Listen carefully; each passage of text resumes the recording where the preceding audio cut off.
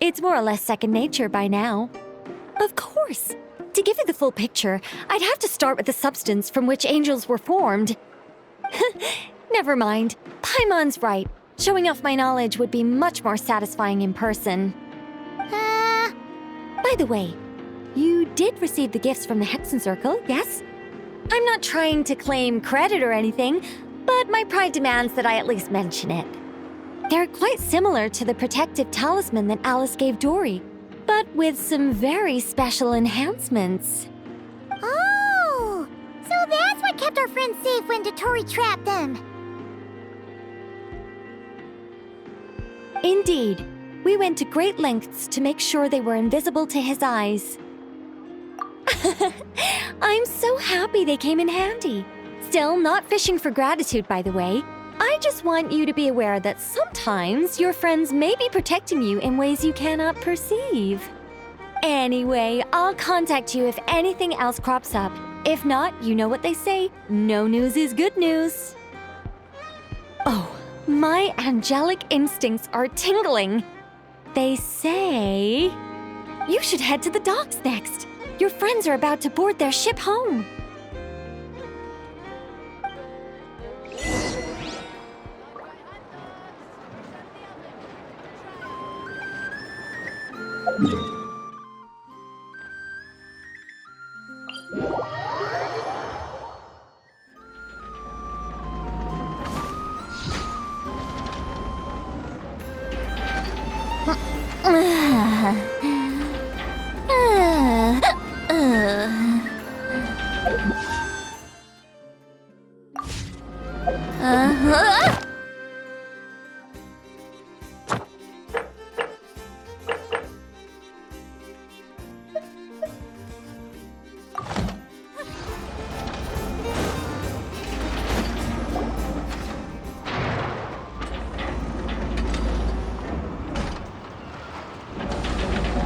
You're here.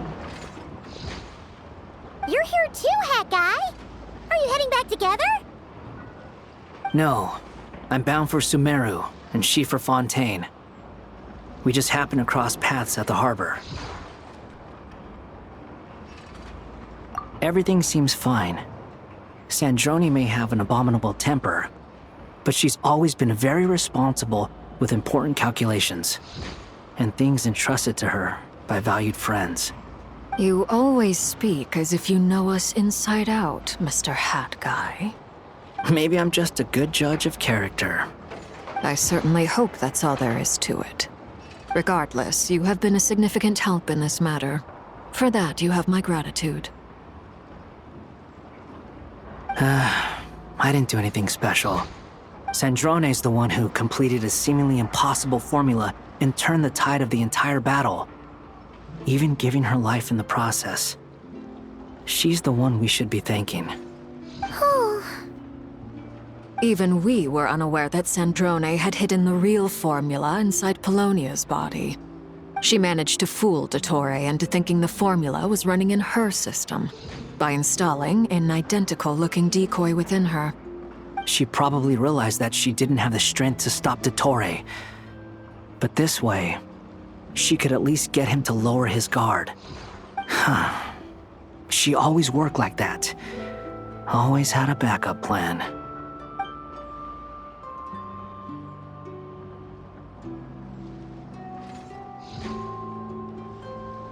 Well, that's why I'm traveling to Fontaine. She made a request of me long ago, and the time has come to fulfill it. Think of it as her will.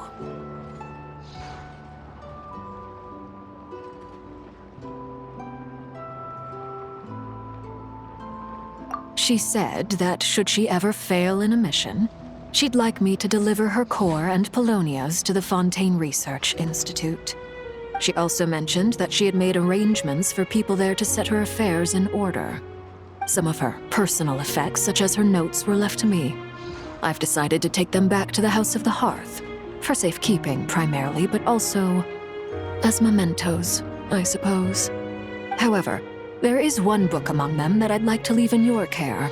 I'll have someone deliver it to your residence at the flagship at a later date. No, I was specifically warned not to tell her. This is her last wish, and I will abide by it. I can only hope so, but none of us here can know for certain. I bade farewell to Columbina earlier today. As promised, she turned the iridescent moon's marrow over to me. She spent a long time with Sandrone's body, saying her goodbyes. Oh, is she alright? Sandrone's passing has left a great wound in all of our hearts. It will take time to heal, but Columbina surprised me. She offered me some words of comfort before I departed. Despite being grief-stricken herself, she showed an awareness of the feelings of others around her. She never used to act like this. Clearly, she has grown. And I suspect that we have you to thank for much of the change we are seeing in her. Huh. After these recent events, the Tsaritsa has revoked the Pale Star Edict. Snezhnaya now realizes that the arrest warrant for Columbina was just a ploy by Dottore, who coveted her powers. I shall return to Nodcry to see her as soon as I find the time. I hope that from now on, she too will explore more of the world. Columbina Hyposelenia's journey is only beginning. My ship is here. Traveler, Paimon, we shall meet again. You too, Hat Guy. What are you still bumming around for? Isn't Columbina waiting for you? I thought today was the day you'd agreed with her to go find out the truth about your sibling.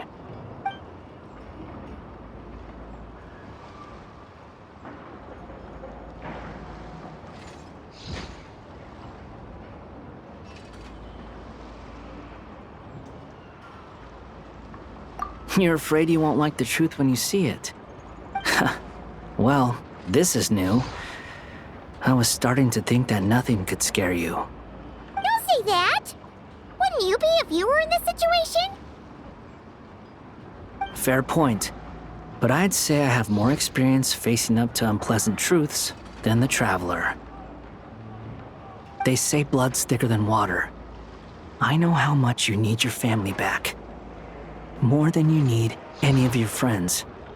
And I'm sure that all your real friends understand that too.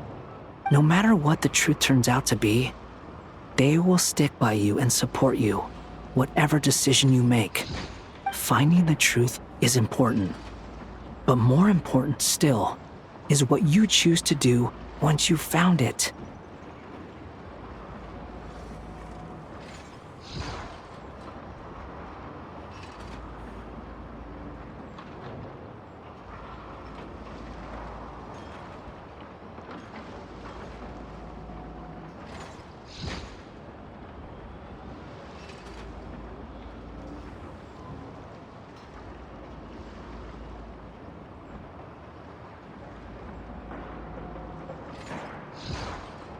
At least, that's the life lesson I've learned from my experience, grappling with the truth.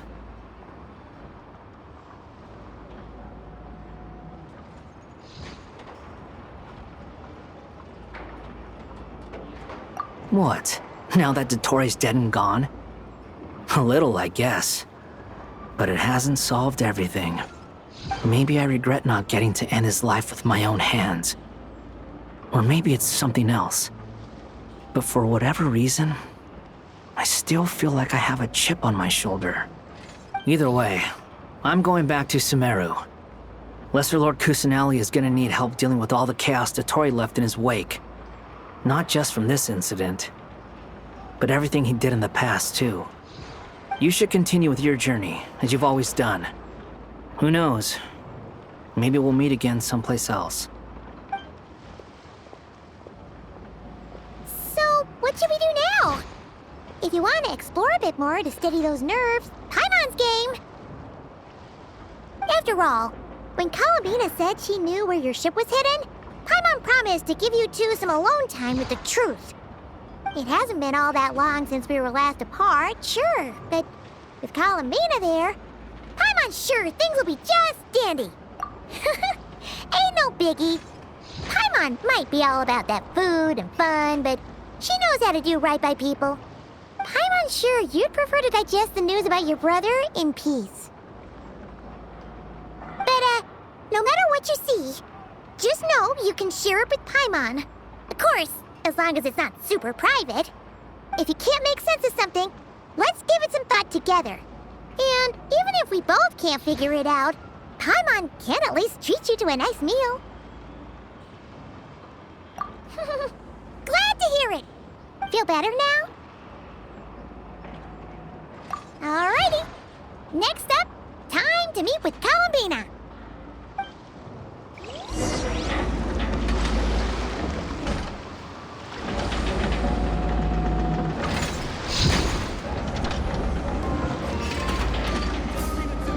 I've read almost every novel from Yai Publishing House. Pretty normal.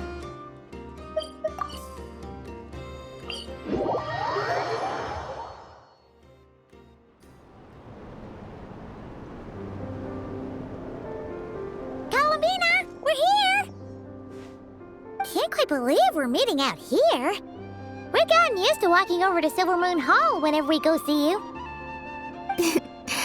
Well, you're still welcome to go there whenever you want to see me. It's just, now that it's all over, I've decided to make some changes. Try and fit in with the Frost Moon Scions, like Lama suggested. The older generation are still timid around me. They don't dare get too close, and they bow their heads when I walk by. But things are much better with the children. I see more curiosity in their eyes. Hopefully, by the time the next Moon Prayer Night comes around, I can enjoy the festival with them as myself, without having to pretend that I'm only dressed up as the Moon Goddess. You'll do fine, Columbina. I'm unsure they'll realize you're super nice once they get to know you better.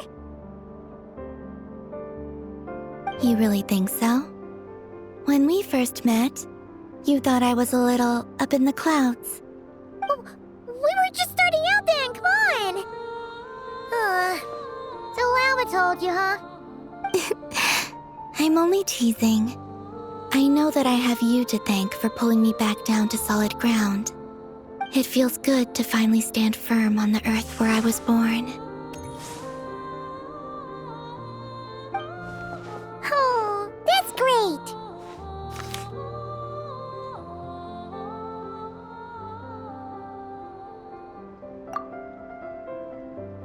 Thank you.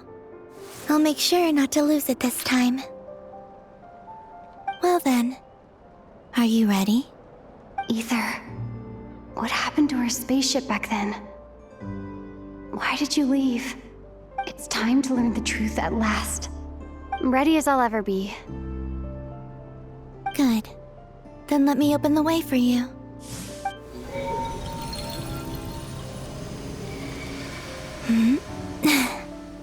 Where does this lead? To our shared destination. Huh? Do you remember me telling you about my missing prologue back when we just met? I said that my story began on the moon. But while I was inside the moon's reflection, I realized that my prologue was really hidden in the future. I just had yet to discover it at that point. The story of the time before I was born was in fact the story of my distant future. It's truly fascinating.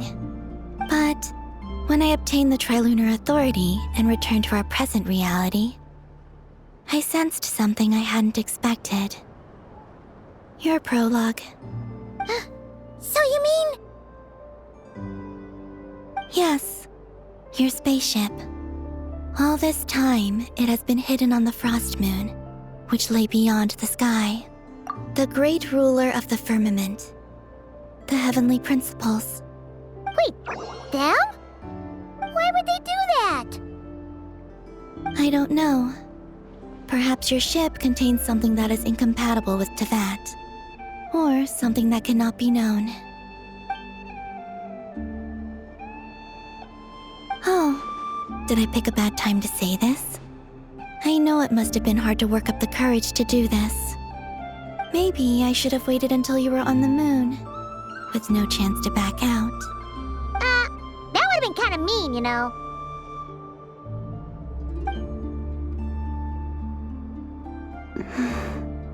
Take me there. Oh? Whatever is hiding in that ship, it belongs to me and Ether. Those memories belong to us.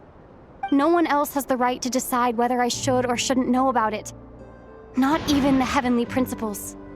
Very well. Then let's go. Yeah, you two take care, alright? And don't forget to come back soon! Rest assured, Paimon. We will. Traveler, after you. Thinking about the story that we'll find hidden on the moon? Yes. And hoping that it has a happy ending. Stories like that don't exist, you know? You don't believe in happy endings? I don't believe in endings.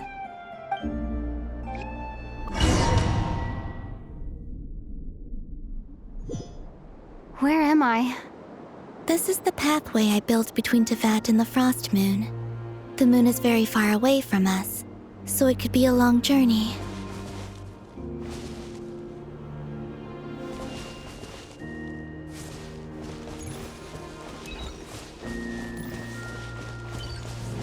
After I obtained the Trilunar Authority, I unwittingly saw past events from many of my friends' lives. One was Lauma. She was so young when they chose her to be the Moon Chanter. From then on, the Frost Moon Scions looked to her to bring messages from their goddess. But, for better or worse, I had left Hisi Island before she was ever born. It was not until much, much later that she met me. I think it's for the best. Because of the way things turned out, you had the opportunity to become friends. You're right. In that sense, I think we were both very lucky.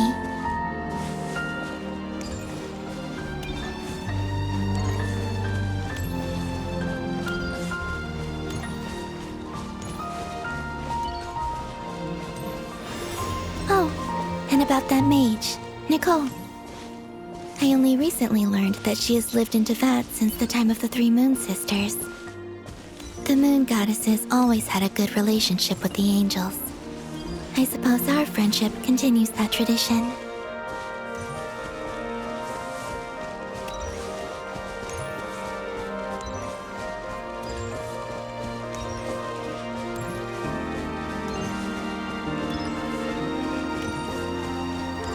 And then there's Zandrone.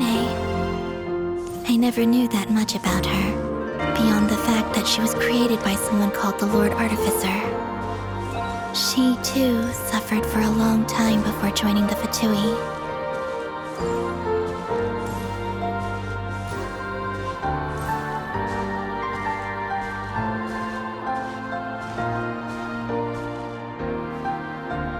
How I wish I could talk to her again, even if only to hear her say nasty things to me.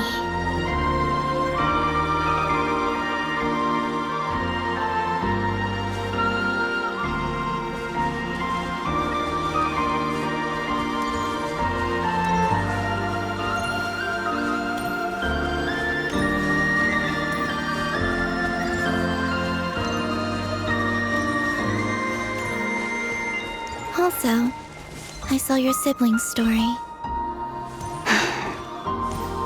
I'm afraid I didn't see much. It seems that he rarely came to the surface, where the moonlight shines. But I did notice that back when you first set out on your journey, he would often appear nearby, gazing at you from afar with a guilty look in his eyes. Ether. Let us speak no more of the past. I probably shouldn't reveal so much about my friends. It's not my place. Let the moonlight carry us forth.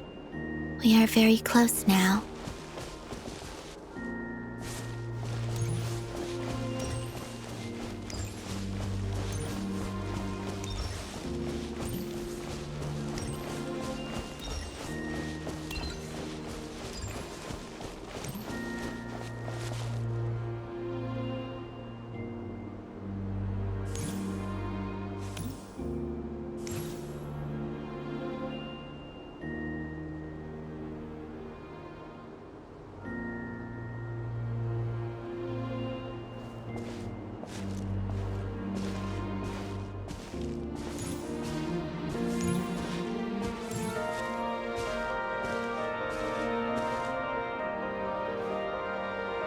After this, I'd like to bring some kuhenki to the moon as well. If they're willing, of course. What about your other friends? Will you bring them to visit too? Certainly. But I'll need to tidy the place up first. This home hasn't received any guests in a long, long time.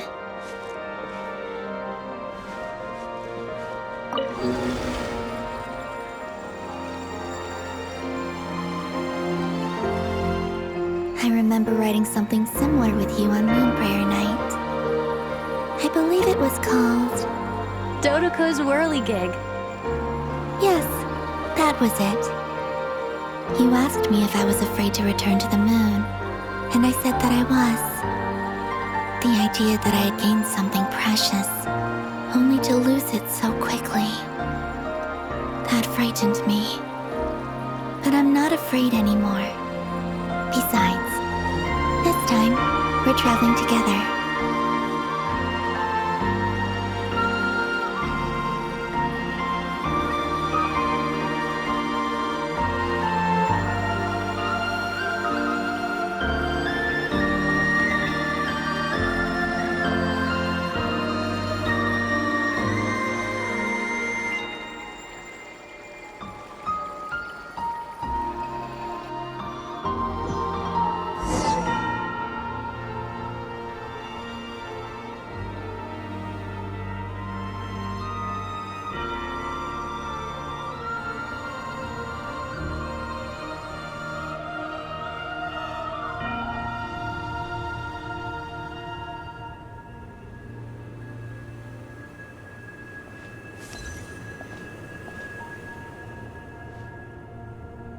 We're here.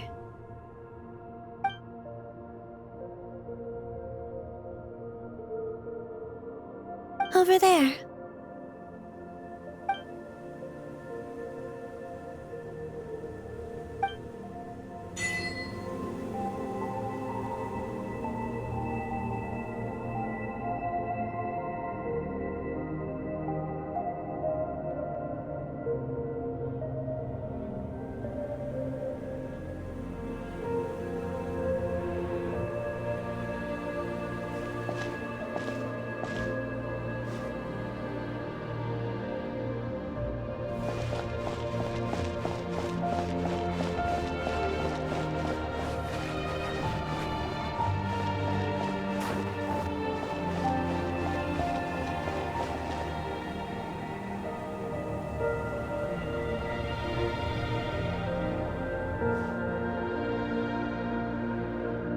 Our spaceship.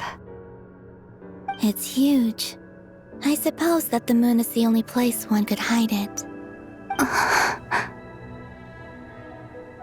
It'll be all right. Huh? The way you feel in this moment, I went through it too, on Moon Prayer Night. The door was right in front of me, but I struggled to find the courage to step through. Solitude for me once meant living a life in which even I was absent. Before I met you, that was the only life I knew. But that night, solitude meant throwing away the life I had gained after meeting all of you. Columbina. Go. Retrieve the part of your life that was once lost. Trust me, you will lose nothing by doing so.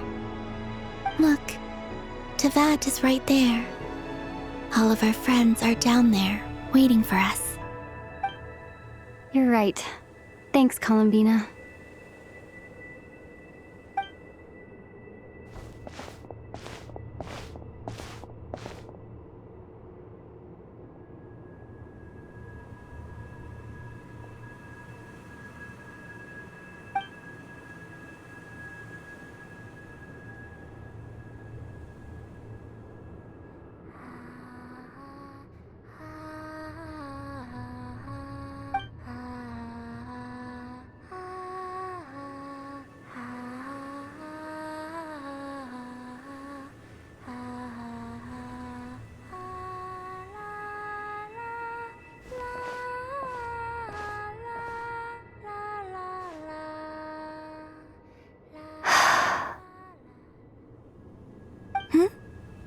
Finished?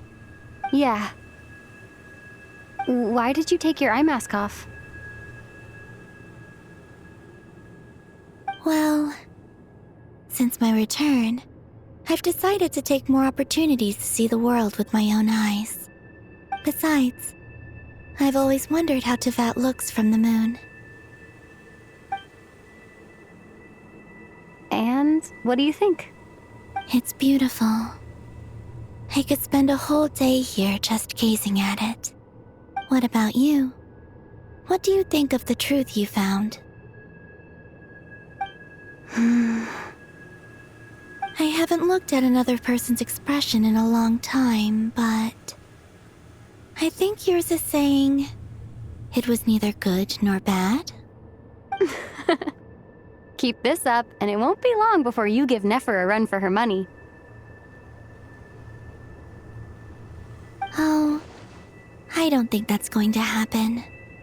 I'm much more used to sensing what's going on around me with Kuvaki.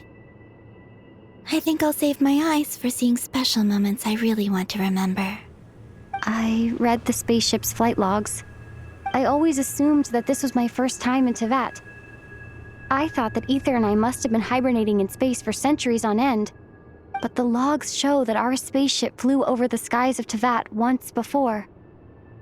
A long, long time ago. Flew over? So you didn't land? No. The ship barely came to a stop before flying on again. After that, it continued traveling through space for a long time. Some of the data is corrupted, but I suspect that it kept flying for thousands of years. It was only after that that the ship made a forced landing in Nodcry. When Ether found me, he came from outside the ship. Could this mean that he left the ship long before I did? Maybe even during our first pass over Tevat? Are you alright? Yes.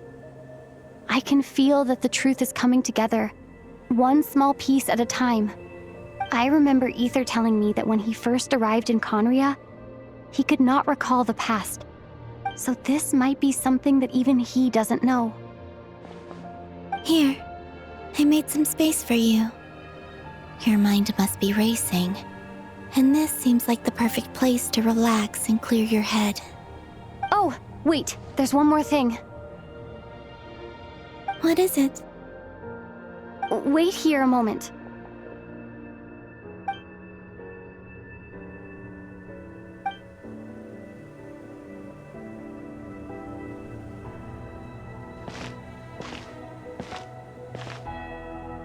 Hey, Columbina.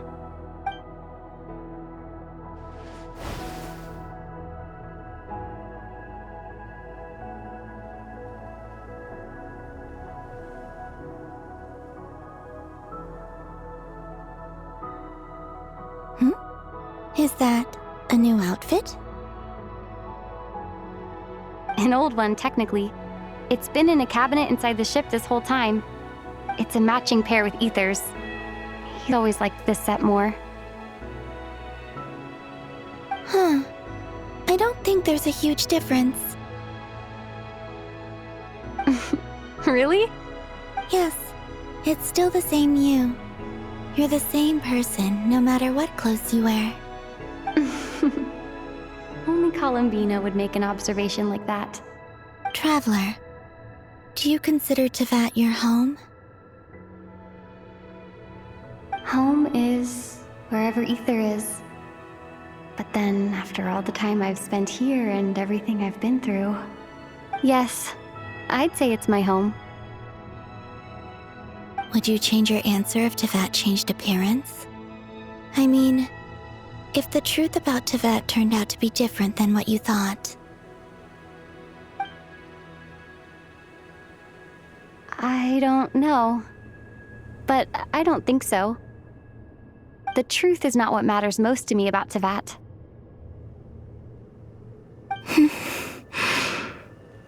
When I was first born, I longed for a home. And when you get something before you're mature enough to understand the world, you just take it at face value. I thought that a home was a transaction, You give me what I want, and I'll do the same for you. But you and your friends taught me what a true home should look like. You never asked for anything, yet you gave so generously to me. That's because your friendship matters to us. It was worth it. In the past, I thought that my birth in Nodcry must have been a mistake. But after journeying to the distant past where the story began, I realized that it was I who chose Nodcry to be my future home. Now, I am glad that I made that choice. I'm sure your friends are just as glad. In fact, I intend to make the same choice today as I did back then. What do you mean? Well, I've given the Eternal Moon's Marrow to Lauma, and the Iridescent Moon's Marrow to Arlecchino. And now, I shall return my Kuvagi to Nodcry again, that it may continue to protect my chosen home. Wait, but what about your body? Oh, are you worried that I'll disappear again? I won't. Not this time. The Frost Moon has now entered the fall sky, and I am the Trilune Goddess. I am only returning to Nodcry the part of me that it needs. I am giving what I can, because my home is worth it. Oh, and I have something for you, too. For me? Yes. Come closer.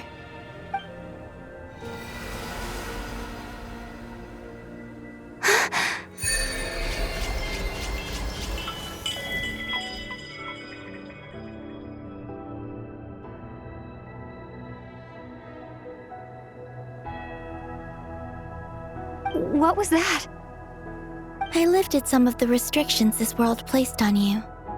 I trust this will help in your future adventures. My power. It feels like it's grown. I can use the elements more freely now. Thank you. This will be a great help. You're welcome. I see you as family, and after everything you've done for me, In fact, no. It's not because I owe you. It's because you're worth it. Here, this flower is for you.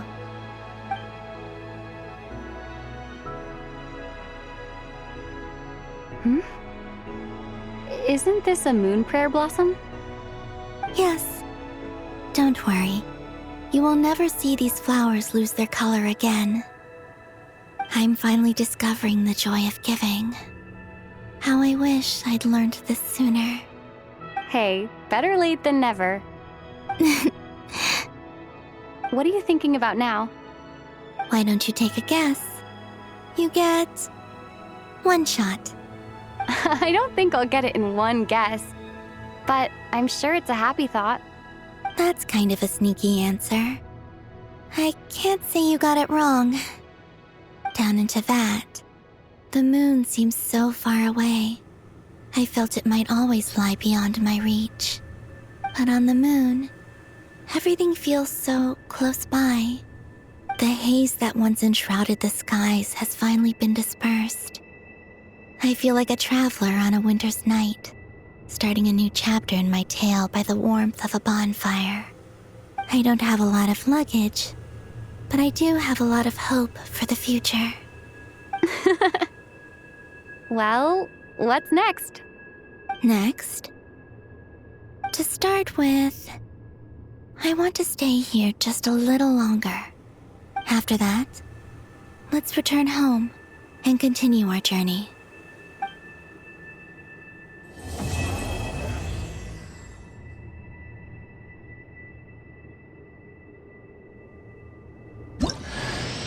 These clothes bring back so many memories.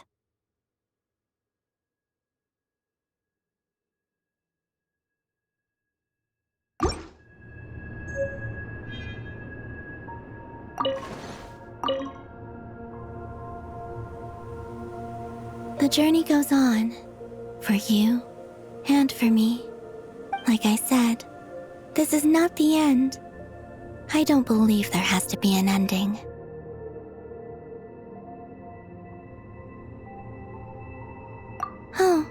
Is that your next destination? Most people would probably tell you to pack some warm clothes. But I experience things differently than most people, so I can't know how cold it is. In fact, it is home to quite a wondrous heat source.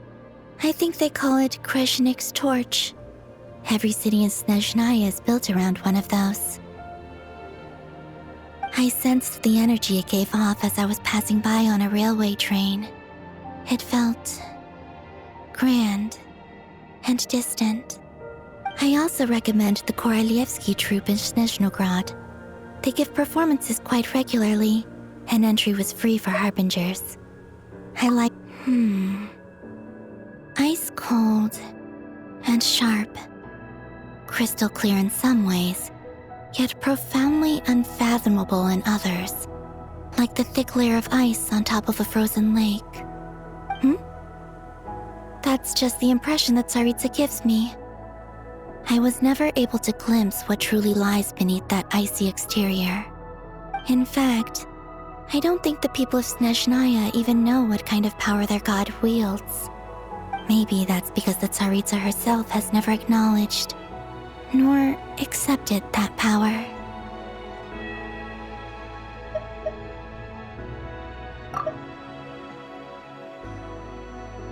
There's Regrator, the Rooster, and the Jester.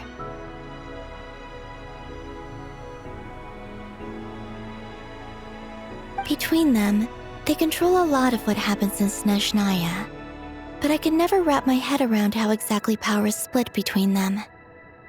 I just know they are each responsible for many specific domains. I noticed that the Rooster and Regrator often appear to get along on the surface, while working against each other in secret. And theirs is not a friendly rivalry. But I wasn't particularly interested, so I tended to keep my distance. Now that I think about it, the term Mistelton often seemed to come up in connection with Project Stuja.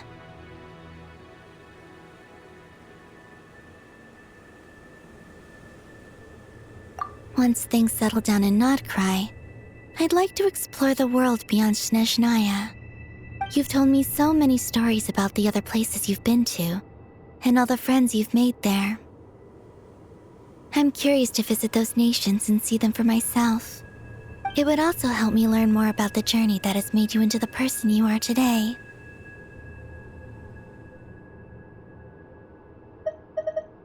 Okay. As you continue on your journey, don't forget to gaze up at the moon once in a while. It is, after all, no longer an illusion. It shall cast down its true moonlight, connecting us in truth.